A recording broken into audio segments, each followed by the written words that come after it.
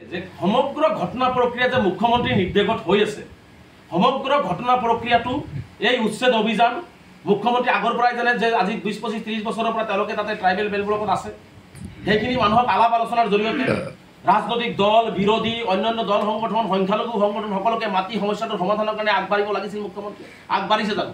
তেওঁলোকক এটা আলোচনাৰ মাজেৰে মানুহখিনিক কথা বতৰা পাতিব লাগিছিল।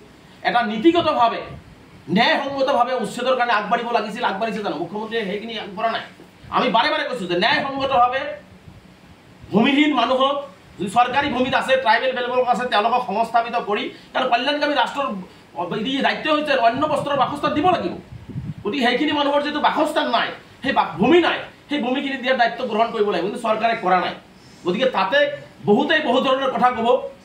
সংগঠন থাকক নাথাকক, দিনতেই অন্ধ হৈ থাকক, কিছুমানে দিনতেই অন্ধ হৈ থকা মানুহ আছে বহুত। গতিকে তেওঁলোকে বহু ধৰণৰ কথাই ক'ব। গতিকে এইবোৰ কথা কোৱাৰ সাহস কিয় পাইছে? মুখ্যমন্ত্ৰীৰ গৃহ বিভাগে একো দায়িত্ব লোৱা নাই যে সাম্প্ৰদায়িক কথা বৰ্তা কোৱা মানুহবিলাকক গ্ৰেপ্তাৰ কৰিব লাগে। আমি বাৰে বাৰে কৈছোঁ যে সাম্প্ৰদায়িক কথা বৰ্তা কোৱা, উচতনিমূলক বক্তব্য দিয়া, আমাৰ মাজত সংঘাত বিয়পাব পৰা সি মুছলমানেই হওক বা আন কোনোবাই হওক তাক গ্ৰেপ্তাৰ কৰিব লাগে।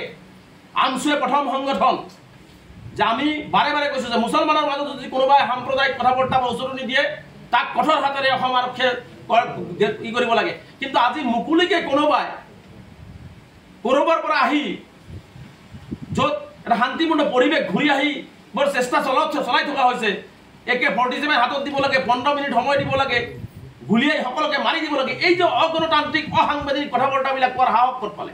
ডেট মিনছ মুখ্যমন্ত্ৰীয়ে এই কথা বৰ্তাবিলাক কাৰোবাৰ দ্বাৰা হয়তো কোৱাই আছে। মুখ্যমন্ত্ৰীয়ে এই কথাবিলাক কাৰোবাৰ জৰিয়তে হয়তো কোৱাই আছে যে এটা সমস্যাৰ সমাধান নহয় পেলাই সমস্যাটো বাঢ়ি থাকক।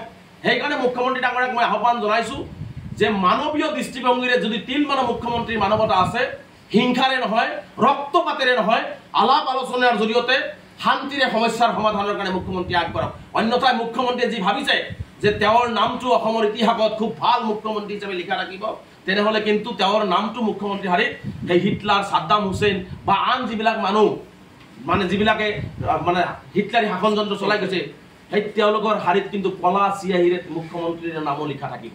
গতিকে মুখ্যমন্ত্ৰী ডাঙৰীয়াক আহ্বান জনাইছোঁ, চকীখনত যেতিয়া বহিছে বিজেপি দলৰ সভাপতি তেওঁ নহয়, তেওঁ অসমৰ মুখ্যমন্ত্ৰী হয়। গতিকে সকলোকে লৈ সবকে সাথ সবকে বিকাশ সবকে বিশ্বাস তেওঁলোকৰ শ্লোগানত আগত ৰাখি মুখ্যমন্ত্ৰীয়ে কাম কৰাৰ ব্যৱস্থা গ্ৰহণ কৰক। অন্যথাই মুখ্যমন্ত্ৰীয়ে যদি এনেকুৱা ৰক্তপাতৰ, পুলিচে যদি ৰক্তপাতৰ সৃষ্টি কৰি সংঘাত সৃষ্টি কৰি যদি সমস্যাবিলাক বঢ়াই থাকিব বিচাৰে, তেনেহ'লে কিন্তু অসমত কিন্তু এক ভয়াৱহ আন্দোলনৰ কাৰণে, কাৰণ মানুহ জীৱন আৰু জীয়াই থাকিবৰ কাৰণে ৰাজপথত ওলাই আহিব। মানুহ জীয়াই থাকিবৰ কাৰণে আজি সংখ্যালঘুসকলে আজি জীয়াই থাকিব লাগিবতো। এনেকুৱা নহয় যে কুকুৰ মেকুৰীৰ দৰে য'তে পৰে ত'তে গুলিয়াই হত্যা কৰিব আৰু সকলোৱে নীৰৱ ভূমিকা পালন কৰিব। নিজৰ জীৱন আৰু সতি সন্ততিক জীয়াই ৰখাৰ স্বাৰ্থত সকলোৱে ৰাজপথত গণতান্ত্ৰিকভাৱে ওলাই আহিব। আৰু গণতান্ত্ৰিকভাৱে যেতিয়া ৰাজপথত ওলাই আহিব, তেতিয়া কিন্তু অসমৰ মুখ্যমন্ত্ৰীৰ মেচিনাৰী কিন্তু এই আন্দোলন কণ্ট্ৰল কৰিব নোৱাৰিব। সেইকাৰণে মুখ্যমন্ত্ৰী ডাঙৰীয়াক আহ্বান জনাইছোঁ যে শদিয়াৰ পৰা ধুবুৰীলৈকে মুখ্যমন্ত্ৰী হওক। এখন জিলাৰ ট্ৰাইবেল বেল্ট ব্লকৰ বা অন্য চৰকাৰী লেণ্ডৰ মুখ্যমন্ত্ৰী যাতে মুখ্যমন্ত্ৰী হিমন্ত বিশ্ব শৰ্মা নহয়, সকলো ঠাইৰে মুখ্যমন্ত্ৰী হৈ সকলো জাতি জনগোষ্ঠীৰ মুখ্যমন্ত্ৰী হৈ অসমখনৰ হৈ কাম কৰক। অন্যথাই কিন্তু অসমখন বিপদগামী হৈ আছে, অসমখন বিপদে মুখ্যমন্ত্ৰী পৰিচালিত কৰি আছে আৰু অসমখন ধ্বংসৰ পথত গৈ আছে। গতিকে আমি অনুৰোধ জনাইছোঁ, আমি সকলো পক্ষকে আহ্বান জনাইছোঁ, আহক আমি সকলোৱে শান্তিপূৰ্ণভাৱে সমস্যা য'ত হৈছে সমাধান কৰিব লাগে।